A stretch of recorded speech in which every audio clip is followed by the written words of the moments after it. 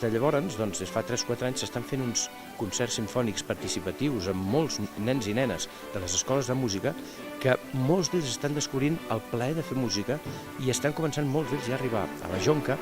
i probablement alguns d'ells tenen ganes ja de professionalitzar, d'anar a estudiar estudis superiors, ja sigui a França o sigui a Catalunya, i d'aquesta manera creiem que és una llavor que està fent una funció d'una banda social, perquè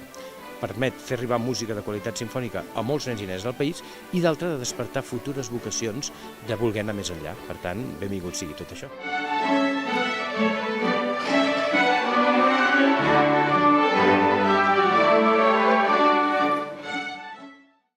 Després de llargues deliberacions, segurament davant d'algunes cerveses,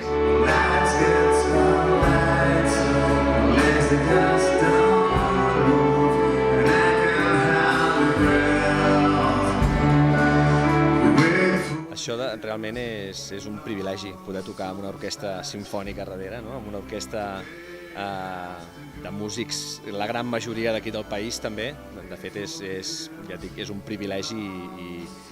des de l'Associació de Músics, que és una mica qui hem coordinat una miqueta tot aquest concert, estem supercontents i superagraïts que la